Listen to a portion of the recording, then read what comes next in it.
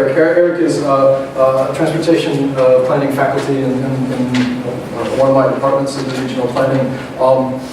As a practitioner, he has worked on transnational development and in transnational development in West Africa, and as a scholar has largely worked on the growth of Mexico City. So I think is really uniquely positioned to comment on this. So let's ask us a few questions. You want us to? Thank you very much, Dominic. Yeah, if you could come up and have a seat. In the interest of saving myself from having to be the last thing between you and your weekend and your families, and also to keep me from going on about determinants of mode share and travel behavior in suburban Mexico City, I'm not going to comment on the papers. Instead, I'm going to ask some questions, and questions that I hope encourage discussion around three topics with some broad commonalities across the papers, and where I hope a comparison and contrast of the Liberian experience in Philadelphia and the primarily Mexican experience in Dallas and Chicago could provide some additional insight.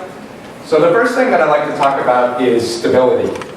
Stability comes up really clearly in your discussion of La Amnistía in Oak Cliffs and Little Village. It really wasn't until immigration reform that households had sufficient confidence in their stability of tenure to begin to invest. For Liberian immigrants in Philadelphia, by contrast, due to a series of civil wars, 2 civil wars over the course of about 15 years, there was very little stability in the migrant sending community. So my questions are, and actually, furthermore, in Mexico, there's been a real destabilization in certain communities over the last 5 years. So how does the relative stability of the host and receiving communities influence the ways that transnational migrants engage with urban revitalization? And what role do you think that stability plays in some of the differences and similarities between communities in Philadelphia, Oak Cliffs, and Little Village? Let's start with that. I mean, generally, this is one of the most consistent things I've heard, is that when I ask people to tell me about the recent history of Oak Cliff, and this was all during oral histories, and so I want to be very careful not to prompt them to say anything. Usually I got through about 2 of my questions, and then they would just start talking. It was the best thing ever, but they very uniformly mentioned Guerra, as they call it, as a sort of a major event in allowing them to progress, to prosper. Indeed, one of the most noticeable changes in the Latino geography of Dallas was that in response to the Guerra, Catholic Immigration Services moved its base to Oak Cliff, or I forget where it had been before, because that's where so many applicants were for regularizing their status. So this is sort of part of the narrative that immigrants tell themselves. I won't pretend to have empirical information about this is clearly what made it happen, but it comes up again and again when you ask them in a very open-ended way, tell me about how the neighborhood's changed. Yeah, I mean, likewise, my argument about stability comes directly out of interviews. I think I can just say that this particular paper is based on about 25 interviews, mostly with Liberians, but also with representatives of Pan-African organizations. And I hope I made sort of my argument about stability as a key condition to development clear. But I think there are also some other instabilities in a sense within African immigrants' lives here, right? A lot of which have to do with tensions and physical violence with their neighbors, right? And that includes African Americans, right? As well as other Africans, right? There are people here, right, who raise money for one side, both sides, and all sides of the civil wars in West Africa, right? And horrible stories of people walking into the grocery store and seeing people they recognize as people who killed family members or people they know, right? And so those are really difficult. Instability is one word to use, right? But really difficult sorts of relationships that many need to be prepared and worked through for people to feel like they can do other things. I follow just one more time a parallel story from the Salvadorans in Oak Cliff. that there's sort of a period in the 80s after, of course, our government helped destabilize the entire region. So that's one kind of state action that I probably should add in there.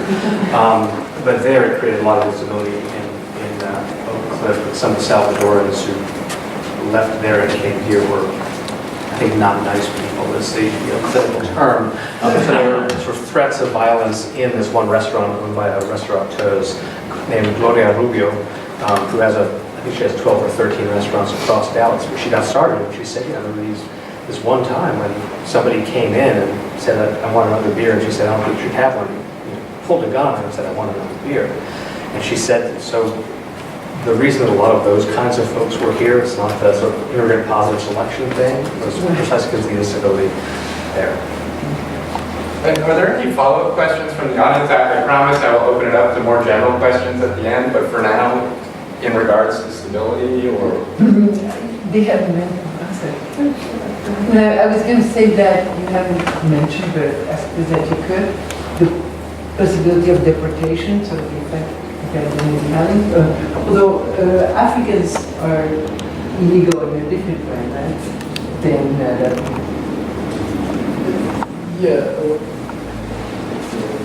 I mean, just the possibility of deportation that is ever present and varies community by community. I think part of what makes Oak Cliff work the way it does is that Texas Republicans are often pretty business Republicans, and so they're not trying to hit those same kind of cultural buttons as other more, earlier suggested that newer receiving gateways have more of a problem with that. So that, it certainly is a factor. It seems like less of one in Dallas and also to some extent in Chicago, just because there's no particular political will or benefit to be gotten from that. Remember that in the primary in 2012, the governor of Texas kind of got attacked by other candidates for being too nice to immigrants. So that's a factor. Yeah, I just say that speaking broadly about sub-Saharan Africans, and this certainly applies to Liberia, a lot of what people try to do here, especially if they're on something like temporary protected status, is try to find a pathway to a different status, right? And so it's a lot of where, particularly economists, immigration services come from directly. Right? This effort to get better at figuring out how to help people acquire more stable status or different statuses, especially for people who think they're stable. Yeah, I just may be looking into the future too much, but I'm wondering how you see the future of these really fascinating organizations in terms of the second generation. Will they become involved, or will it be just new immigrants who take over those organizations, or how do you see that playing out for us? I think that's hard to say. My short answer will be, I hope so, because there's a lot of social capital that is built into these. I recently read William Julius Wilson's There Goes the Neighborhood, which has a section on Little Village, and he goes on at length about it. There's just no social capital here. I thought, well, you apparently missed all of the hometown associations. And one of the things that the crime literature, if I'm not mistaken, reveals is that the first generation immigrants, who's in your data sets, are more crime averse and sort of better influences than the second generation. That may be because they just have different priorities and different things to do. There's an age cohort thing going on there as well, but to the extent that the next generation are involved with their hometowns, it's a good thing. One of the things, and this is from the Robert Courtney Smith's research, says that often if the kids start to get in trouble here, their parents will take them and send them back home for months on end or more, just to make sure that they're away from those bad influences. So to the extent that some of the sociological research has said getting people out of neighborhoods with high pathology can be good for them, another transnational path to make that happen. I think two things that aren't specific to the African case. For some groups, try and get the second generation involved, and I haven't seen especially successful or enduring examples of this, though I haven't been looking for them. But for some groups, clearly there's a cultural preservation strategy in trying to do that younger folks with the second generation who are involved in transnational work. Right? The other thing, and this is what comes out of my work in Mexican communities here, is that in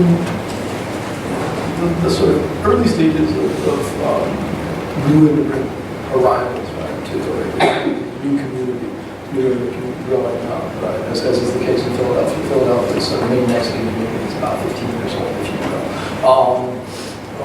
When it was largely composed of single men, imagining that they would go home, people were very interested in transnational work, whether that meant community organizing for reforestation in their agricultural village, or building homes and schools and health clinics and enterprises back in their hometowns.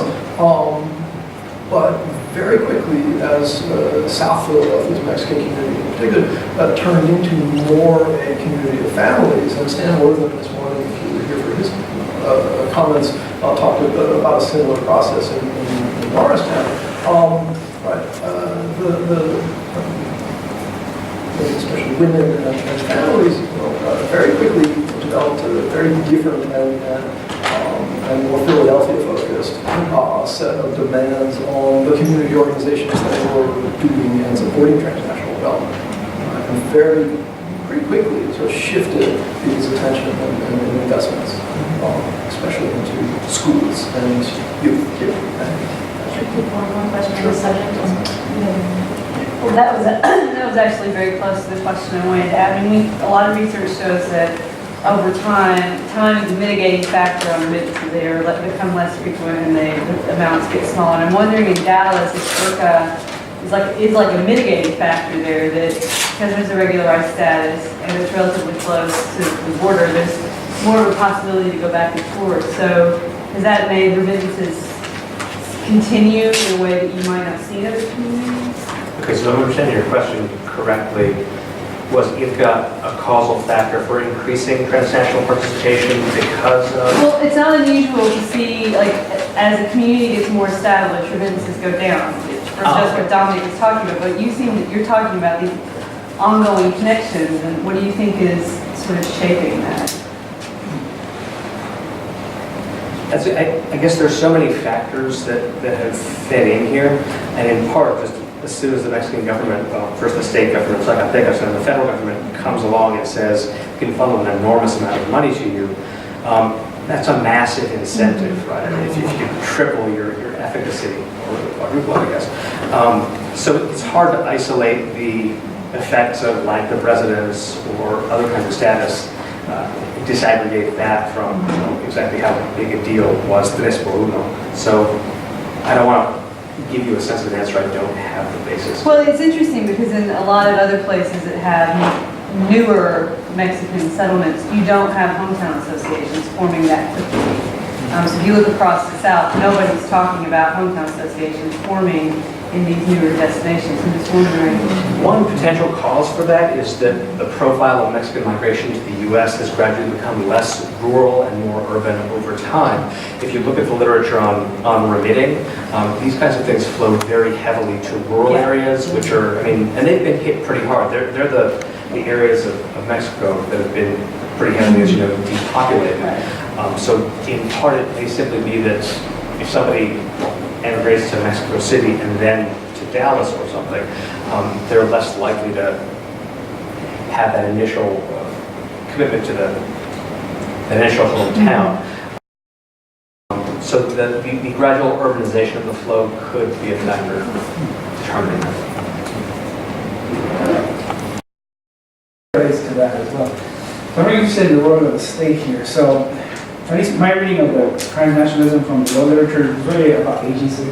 So I conceptualize it more as translocal relationships, or local to local. And so the state is always kind of a question. With the Tres por Uno program, it seems like the state is right in there. So I'm wondering if you knew what type of agency these hometown associations are still able to maintain even when the state starts to intervene. One thing that happens almost immediately is that it gets very, very political. Right? So you literally, the Federación Zacatecana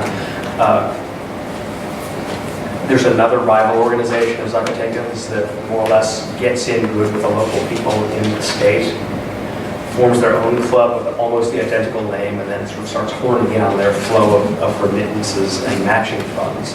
So that sort of makes things a little bit more dicey. I guess I don't think the agency is decreased that much. I'm not sure that those are opposing forces, for the simple reason that, and again, it was really the government following these migrantes, and that reflects a broader shift from years ago when people emigrating from Mexico were, as you know, viewed as kind of traitors to the patria. So they really re-engage with their immigrants in a way that gives them much higher status than they ever enjoyed before, since they're no longer, folks who abandon the fatherland. They're people who are, really aiding the patria in all kinds of ways. If you look at, there's a great film called El Coronado or something about that Jimmy Smith's narrated, that talks about some of the sending communities in the 80s to Dallas. Really underdeveloped. No refrigeration, no plumbing, no roads. So again, if you go back to the narrative that these migrantes tell themselves, they're like the heroes of dramatic revitalization, and I think that's justified. So I think they certainly feel as if they have tons of agency, because they really have a role that ennobles and valorizes their sacrifices in a way that's very important to them.